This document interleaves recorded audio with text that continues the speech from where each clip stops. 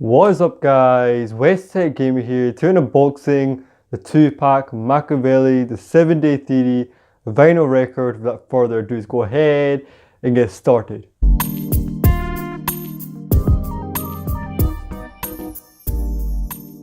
Quick story behind this one, right? Already had the remastered one, right? Cool. I was planning on making a video on it and everything like that. But then I was on eBay and I saw the original one going for a bid for £20 and I won the bid for £20. Now, the seller actually refunded me £10 off the price because there was some issues that he did not clarify in his description. So he kindly gave me £10 off the vinyl record itself. So I'm not going to knock every seller on eBay, right? Because not all sellers are bad, because some sellers actually are really reasonable with their prices, and if there is some issues with it, they will give you a refund on it. So the guy was kind enough to give me a refund on it, £10 off the price, but only ended up paying £10 for this, which is such a good price for the original one, you know, so amazing that is. So today we're going to unbox the original one, right? If you guys want me to do a comparison video between the remastered one and the original one, let me know down below by leaving a like or leaving a comment. I'll do that video for you guys. Because as you see, right, it is quite different. It is. If you see the back, that's where the most difference is, right? So that's what it looks like pretty much. That's the remastered one. Let's see the original one, right? That's like a quick preview of what it looks like side by side. Today we'll review the original one right here. So let's go and get started, right? So this album is definitely a classic hip hop album. Definitely something to add to your collection if you're a hip hop fan. If you've never listened to it, or you have listened to it and you just not got in your collection, it's something you should have in your collection because this is a very different, unique hip hop album. Okay, it's not like every other hip hop album out there. It's very different from every Tupac record out there because it goes more deeper than this. Trust me, it really does go more deeper than this. It's got this war type theme mentality going through this because what this album was meant to be was a mixtape for the streets, and just him clarifying who he had issues with, because he did not have issues with everyone. And this album, he just kind of goes through who he has issues with. This is why it's purely disses on it, because he started going at the people that he was kind of aiming at. Because keep in mind, the media blew it out of proportion, because after Hit 'Em Up came out, the media started an East Coast, West Coast war, like saying like in every newspaper and magazine that there's a problem with the West Coast and the East Coast, which is, you know, I mean, it wasn't even that, because Tupac just had problems with certain people, because Tupac loved the East Coast, you know what I mean? He loved going out there. There was like a time period at the death row period that he felt like he missed New York. He missed going to the East Coast, you know what I mean? He missed it. That's why he put together his One Nation project, and you got Greg Nice in it, the Boot Camp Clank, and some of the people from the East Coast back together that he knew, just to show he didn't have problems with everyone, you know, and that was the misconception right there. He did not have problems with everyone in the East Coast. It was just certain people he wanted to take out the game, and just afterwards he just wanted everything to go back to normal. That's what he was trying to do at the time, right? But unfortunately, we all know what happened. Tupac unfortunately passed away. After he passed away, they kind of made this the big worldwide release album, and that One Nation album unfortunately was not released. Let's kind of unbox this and see what we get. So anyway, on the front, we get Makaveli, the Don Illuminati, the 7-day theory. Now, this picture, right, was kind of controversial. Like, he knew that people would look at it and say, why would he do a picture like this? You know, why would he make this his artwork picture? Well, this is what he felt at the time. Keep in mind, there was like people coming at him, sneak dissing him on the low and everything like that. And there was so much stuff going on with that East Coast, West Coast rivalry. And then keep in mind, on top of that, it was the media amping up even more, making it even a bigger thing than it already was. And keep in mind, obviously the police were after him. There were so many court cases and everything going on. And there was just so much going on at the time. And this is what he felt. So he wanted to show you how he felt. So this is what he felt at the time. So a lot going on at that time period. So yeah, it even says over here, disclaimer, in no way this is no portrayal, an expression, or disrespect of Jesus Christ, Makaveli. So he even states that right there. He's not disrespecting or trying to be disrespectful.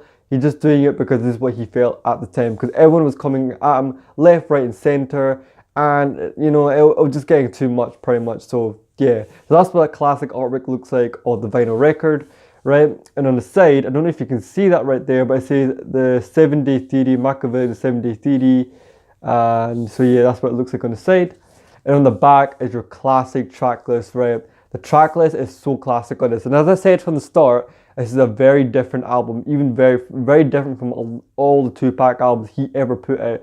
If you ever notice, in every Tupac album, he changes a lot. His style changes, his mentality changes, and everything like that. The mentality in this one changed a lot. It was like kind of a more war type theme, time to go to war, you know what I mean, theme to this. And he was trying to take out all the people at the game that he felt was unloyal at the time, and they were just, you know, snakes and fakes pretty much. So that's what he was trying to do. Anyway, let's look at the track list right there. Obviously we got the intro, Bomb First, My First Reply, Hail Mary, definitely a classic song, Toss It Up, you know, that's him kind of dissing Dr. Dre at the end, you know. And we got side number B, To Live and Die in LA, Blasphemy, definitely a classic song, Life of an Outlaw, Just Like Daddy, Crazy, White Man's World, and side number D, we get Me and My Girlfriend, Hold Your Head, and Against All Odds. Now, Against All Odds, man, is one of my favorite diss songs as well too, but don't get me wrong, Hit 'Em Up is one of the most infamous diss songs of all time. But when I heard Against All Odds, man, it goes more deeper than Hit 'Em Up, okay? It's like a different part of Hit 'Em Up, right, he made, right? And he released it in a different song. It's crazy, man, honestly. He tells you who shot him and everything like that. He tells you a lot of information in that song, right? He goes really deep in that song. I like how in this song it's mainly Tupac coming in, expressing how he feels.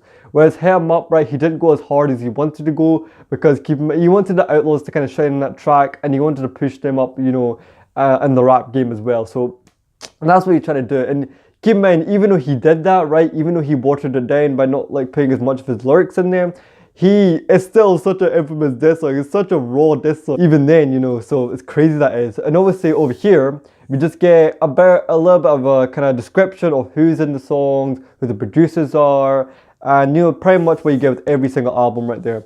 It tells you a little bit of a wee description over here about the album as well, telling you wartime, you know, because that kind of war mentality going in the album is just telling you all the real people, you know, come together pretty much. And that's what he's trying to do right there. He even states that right there. He wants all the real people to come together, and you know, he just wants all the fake people to go away pretty much. So we've got Exit Tupac, Enter Makaveli, Executive Producer Simon. So right there, so you know, if you don't know who Simon is, that's Suge Knight, and his nickname is Simon. I don't know why he did that, but yeah.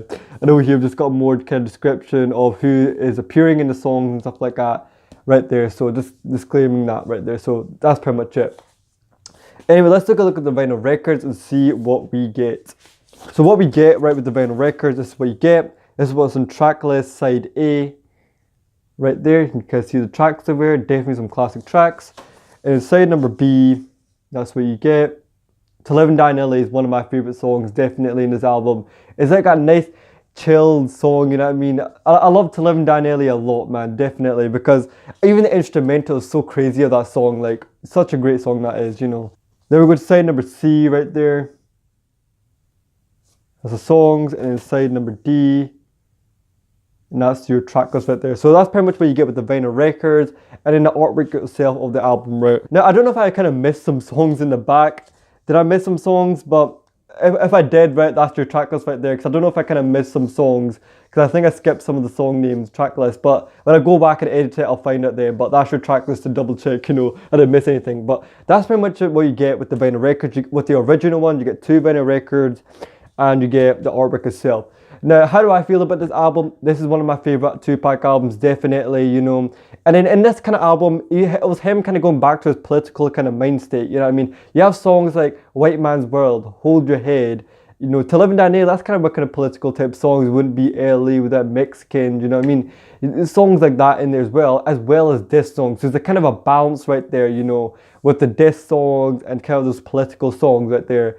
So definitely a classic album, you know, nonetheless. It was so crazy when this came out, so like rockets when it came out, you know. So it's different from All Eyes on Me. It's different from Strictly, Thug Life, Me Against the World, Tupac. It's different from all his albums out there, and that's why I highly suggest you go pick this up. This is definitely a workout art right here, you know. This is more of an insight of Tupac's feelings at the time of 1996 of what was going on.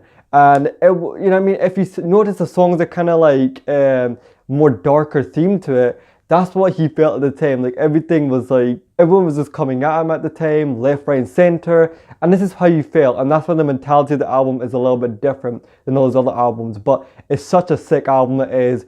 You know, I love all the songs in here a lot. I can listen to all of them and everything. So I highly suggest you go pick this up if you're a hip hop fan, or even if you listen to it, just go and pick up in vinyl record form, because you can get the remastered one right here if you want. But I did manage to get the original one for only £10. So that was really sick, that was. But definitely one of my favorite Tupac albums. There's not much I can say about it. It's got a lot of my favorite songs in here, you know, but it's unfortunate he's not here today to enjoy the success of all his albums and everything like that. Everything he brought out, it just sold millions and millions of copies of, you know what I mean? And still today, everyone still misses him and everyone still remembers him 20 years later. You know, that's crazy, that is. So I'm definitely excited for that All Eyes on Me movie, right? But if you want to see more Tupac vinyl record videos, right, on the channel, I've got a lot more coming up on the channel, right? And definitely follow the playlist right here to keep up to date with all my vinyl records I've got, because I'll be constantly updating it. So if you really want to be constantly updated with that, follow the playlist over there. And if you like this video right here, and would like to see more videos like this one, leave a like and subscribe to the channel if you're new, and I'll catch you guys next time. What I'm trying to do in my collection, right, is take all the remastered ones away and replace them with the originals right here, because the originals, if you don't know, guys, the originals sound a lot better than the remastered ones right here. So I don't know why it doesn't sound as good, but trust me when I tell you, the originals sound a lot better. So this is why we're here today, kind of comparing them and unboxing this one right here. So let's take a look at the original one right here.